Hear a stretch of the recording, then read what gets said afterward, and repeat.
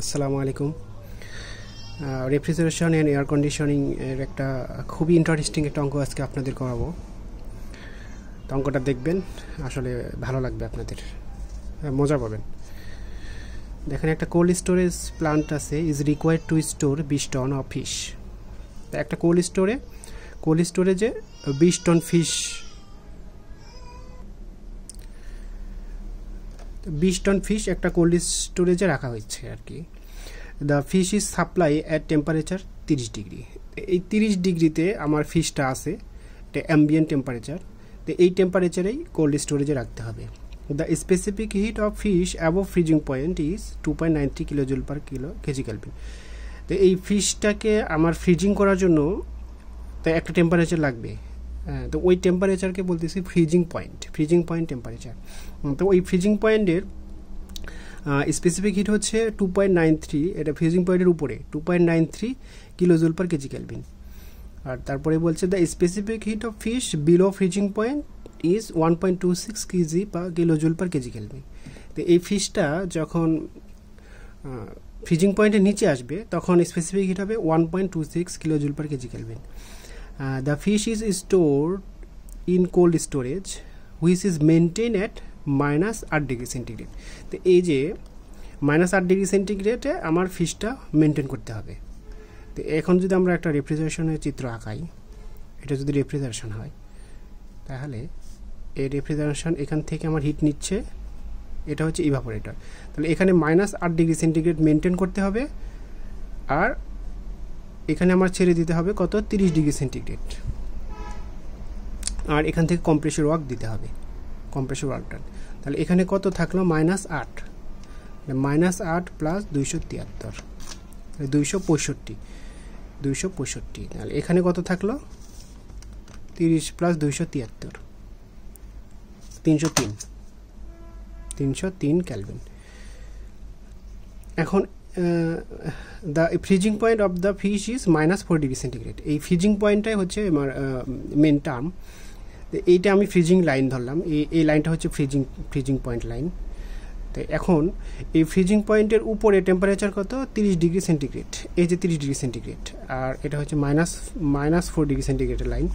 তো এখান থেকে যখন নিচের দিকে আসবো তখন এইখানে টেম্পারেচার কত, -8 ডিগ্রি সেন্টিগ্রেড। এই এই -4 ডিগ্রি, এইটা হচ্ছে ফ্রিজিং পয়েন্ট। এই পয়েন্টে ফ্রিজিং হয়ে যাবে ফিশটা।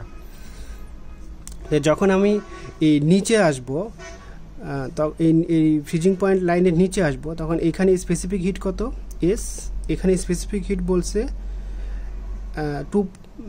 The specific heat of fish above freezing point. Freezing পয়েন্টের উপরে হচ্ছে 2.93 কিলোজুল পার কেজি, আর ফ্রিজিং পয়েন্ট নিচে হচ্ছে 1.26 কিলোজুল পার কেজি। আর কি বলছে, যা latent hit of fish is 335 kilojoule per KG.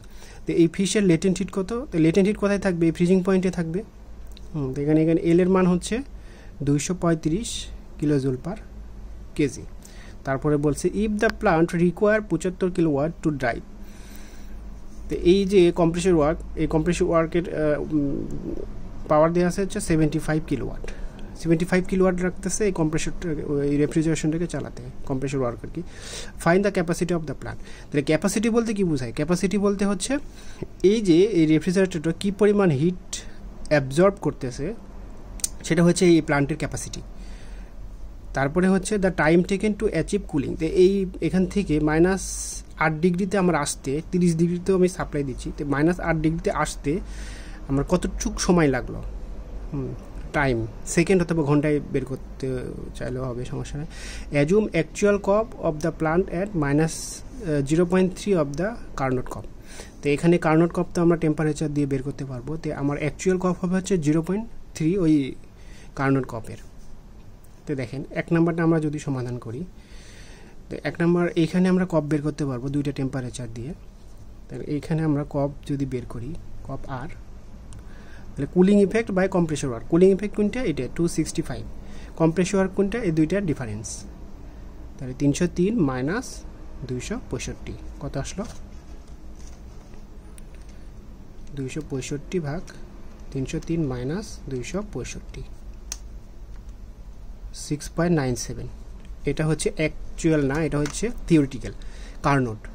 তো অ্যাকচুয়ালটা কত হবে কপ? অ্যাকচুয়াল হবে হচ্ছে 0.3 ইন্টু 6.97, এটা হবে অ্যাকচুয়াল 0.3, 2.09, এটা হচ্ছে অ্যাকচুয়ালটা পেলাম। এখন এই অ্যাকচুয়াল কপ দিয়ে আমি এই কতটুক হিট সাপ্লাই দিচ্ছি এই রেফ্রিজারেটরে সেটা আমি বের করতে পারবো। দেখেন তাহলে আমরা কপ অ্যাকচুয়াল আমরা জানি কি cooling effect by compressor work. Cooling effect কোনটা? ইউএ, এ মানে কি অ্যাডেড, কি পরিমাণ হিট অ্যাড হচ্ছে, cooling effect by compressor work. And compressor work কোনটা? এই যে 75। তাহলে এই কপ হচ্ছে 2.09 আর কিউএ বাই 75। তাহলে এখান থেকে কিউএ কত আসলো আমরা বের করতে পারবো, এটা ইন্টু 75, 156.91 কিলোওয়াট। এটা হচ্ছে এই রেফ্রিজারেটরের ক্যাপাসিটি, এটা একটা অ্যান্সার। এখন এই যে -28 ডিগ্রি সেন্টিগ্রেড, -8 ডিগ্রি সেন্টিগ্রেডে আমার আসতে চাইলে কতটুকু সময় লাগবে, এই টাইমটা আমরা বের করতে পারবো। কোথা থেকে পারবো? এই যে কুলিং ইফেক্ট যেটা আমরা পাইছি, এই যে কুলিং ইফেক্ট যেটা পাইছি মানে কিলো জুলে, এইটা সমান সমান আমরা কি করতে পারি, এইখানে যে ফিগারটা, এইখানের কুলিং ইফেক্টটা আমরা ইকুয়াল করতে পারি। তাহলে দেখেন এখান থেকে প্রথমে তো 30 থাকবে, 30 থেকে এখানে আসবে -4-এ, তারপরে এখান থেকে আবার এই পয়েন্টে আসবে, তো এই পয়েন্ট থেকে আমার -8-এ আসবে, তাহলেই কিন্তু আমার -8-এ আসতে পারবো। তাহলে এখানে কতটুকু টেম্পারেচার লাগবে সেটা আমরা বের করতে পারবো, টাইম লাগবে। তাহলে আমরা এখানে লিখতে পারি কিউএ ইজ ইকাল টু, তাহলে এই 30 থেকে -4-এ আসবো, তাহলে এটা দেখেন টেম্পারেচার চেঞ্জ হচ্ছে, তাহলে এটা সূত্র কি? এমএস ডেল্টা টি। এম এর মান কত? এই যে 20 টন দেওয়া আছে, এম এর মান হচ্ছে 20 টন, 1 টন মানে 1000 কেজি, তাহলে 20,000 কেজি। এম এস, এটার এস কত? 2.93 ইন্টু ডেল্টা টি। ডেল্টা কি? দুইটা টেম্পারেচার পার্থক্য, বড় মাইনাস ছোট, তাহলে 30 -4, তার মানে কত? 30 + 4 হচ্ছে।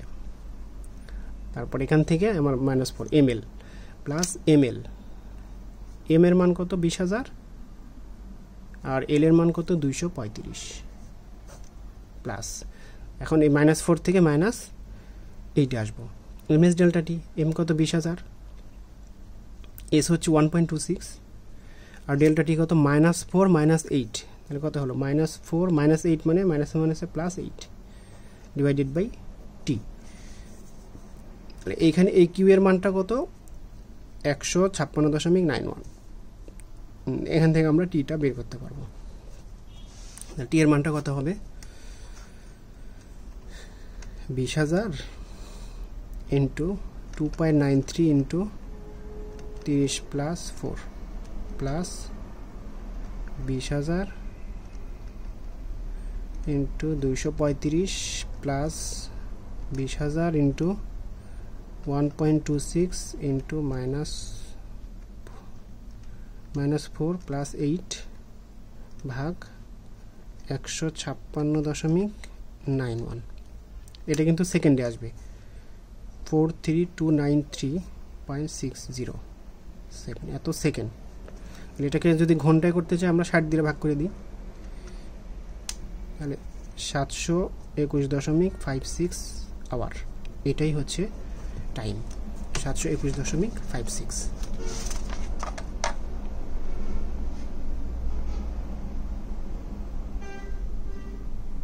3600 ঘন্টায় তো 3600 ভাগ দিতে হবে, 1 ঘন্টা মানে 3600 সেকেন্ড, তাহলে 43293.607 ভাগ 3600, 12.02 আওয়ার, এটা হচ্ছে 12.02 ঘন্টা, এটা হবে অ্যান্সার।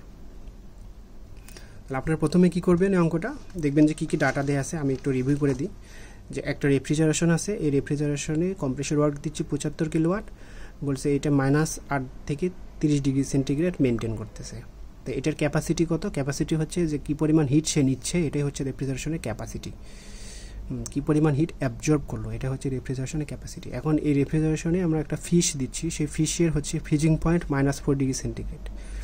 এই ফিশটা -4 ডিগ্রিতে ফ্রিজিং হবে।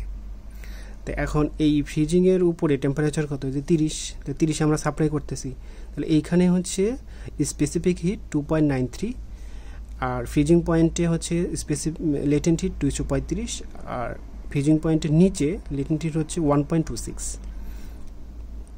এইখান থেকে আমরা কি পরিমাণ হিট অ্যাবজর্ব করলো সেটা বের করতে পারবো। মানে এখান থেকে টাইম বের করতে পারবো, যে 30 থেকে -8 আসতে কতটুকু সময় লাগলো।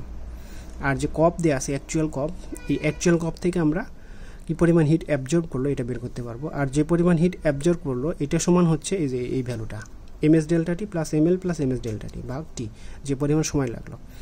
এটা কিলোওয়াটে আসছে, এই জন্য আমরা কিলো জুলে দিয়ে দিছি এখানে। এখন টি সমান এটা আসলো। এখন 3600 সেকেন্ড, 1 ঘন্টা সমান হচ্ছে 1 ঘন্টা হচ্ছে 3600 সেকেন্ড। এই 3600 দিয়ে ভাগ করলে আমার ঘন্টায় চলে গেল। তার অঙ্কটা একটু দেখবেন, অবশ্যই ভালো লাগবে। আসসালামু আলাইকুম।